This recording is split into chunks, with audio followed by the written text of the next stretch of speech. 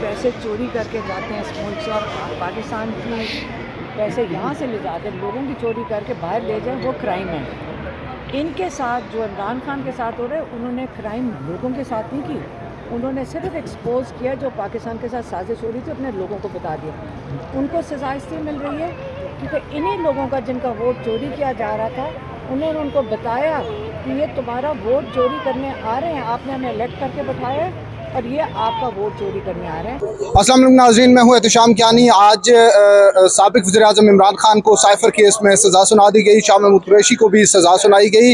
इमरान खान और शाह महमूद कुरैशी के वकला का जो जरा का हक़ था वो इस केस में ख़त्म किया गया। जो दिफा का बयान था वो भी इमरान खान साहब का लिया गया, शाह महमूद कुरैशी को उसकी भी इजाज़त नहीं दी गई और उसके बाद दोनों को 10-10 साल की सज़ा सुना दी गई। इमरान खान के वकील सिकंदर जुल्करनैन साहब हमारे साथ मौजूद हैं, उनसे जानते हैं क्या कहते हैं। सर, आपका जरा का हक ख़त्म किया गया और तमाम जो कवायद और ज़वाबित थे बज़ाहिर वो भी पूरे नहीं किए गए और इमरान खान साहब को सज़ा सुना दी गई। ये ट्रायल ऐसे लगा है कि इमरान खान का नहीं हुआ, वकला का किया गया कि आइंदा वकला जुर्रत ना करें कभी भी किसी गरीब या किसी भी शख्स को कोर्ट में आके डिफेंड करने की।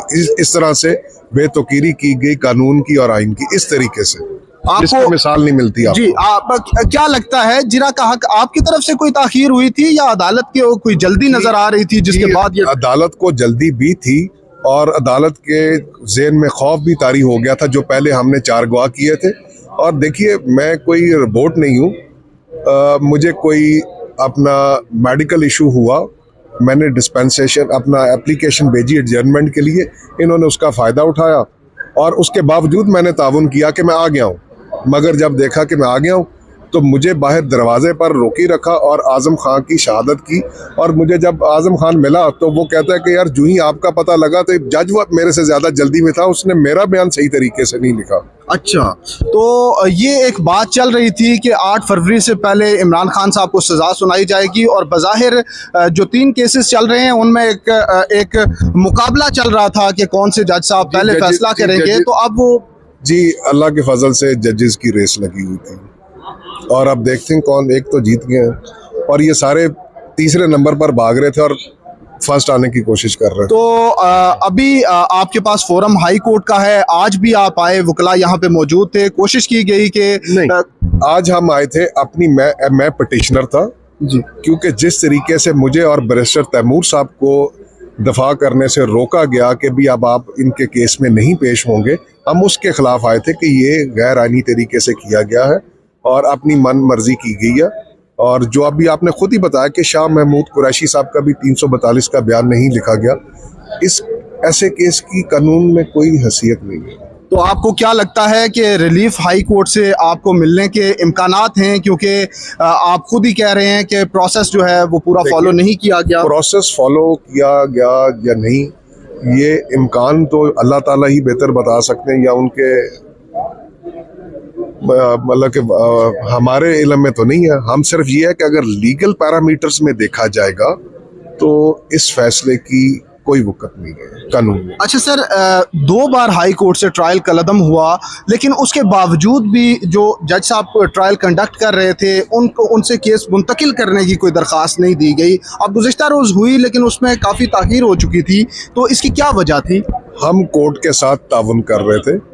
खान साहब ने कभी किसी जज पर, किसी कोर्ट पर अदम इत्माद नहीं किया और उसी नज़रिए से हम उस कोर्ट पर भी ताउन कर रहे थे। जबकि पहले 2 दफ़ा राउंड में जब इस्लामाबाद हाई कोर्ट ने इसको डिनोवो किया तो उन जज साहब को खुद ही स्टेप डाउन कर जाना चाहिए था, इखलाकी तकाजा ये था, मगर उसके बावजूद हमने उनके साथ ताउन किया। अच्छा, फिर एक बात है कि अगर खान साहब और शाह महमूद कुरैशी साहब के अपने वकला जरा करते तो नज़र नहीं आ रहा था कि 8 फरवरी से पहले ये कंक्लूड हो जाएगा और काफ़ी दूर जाता दिखाई दे रहा था। ये ज़रूरी नहीं था। देखिए, मैं अगर एक दिन में 4 कर सकता हूँ और आप वो जरा मंगवा कर देखिए कि वो कोई 1 या 2 सफ़ों की नहीं थी या कोई फजूल बातें नहीं थी उसमें। उन्हीं 4 गवाहों की जरा ने ही इनको पैनिक किया कि इनके दिमाग पर खौफ था कि इसको अंदर नहीं आने देना, मुझे सवेरे रोक ही रखा। अच्छा, तो जो नैब केसेस हैं उनमें भी जेल ट्रायल का जो नोटिफिकेशन है वो उस प्रोसेस को भी चैलेंज किया गया है हाई कोर्ट में, अभी उस पर फैसला महफूज है। तो इस वाले केस में मैं बता देता हूँ, अभी डिवीजन बेंच में और इस्लामाबाद हाई कोर्ट ने कहा था कि ये ओपन ट्रायल होगा। ये रात को जो छुपकर प्रोसीडिंग की गई जिसमें 17 गवाह लिखे गए चंद मिनटों के अंदर, तो वो तो खुद ही हाई कोर्ट की भी वायलेशन है। बेतुकीरी एक दूसरे की खुद ही करने की कोशिश कर रहे हैं सारे। जी बिल्कुल, ये सिकंदर जुल्करनैन साहब का मौक़िफ़ था। वो कहते हैं कि ये जिस तरह से ये ट्रायल मुकम्मल किया गया, इसमें जो ज़ाब्ता था उस पर अमल दरामद नहीं किया गया। गुज़िश्ता रोज़ तकरीबन 12 गवाहों के बयानात कलमबंद किए गए और रात 1 बजे तक ये समाअत चलती रही और उसके बाद सुबह दोबारा अदालत लगी और अदालत ने इमरान खान और शाह महमूद कुरैशी को 10-10 साल कैद की सज़ा सुनाई है।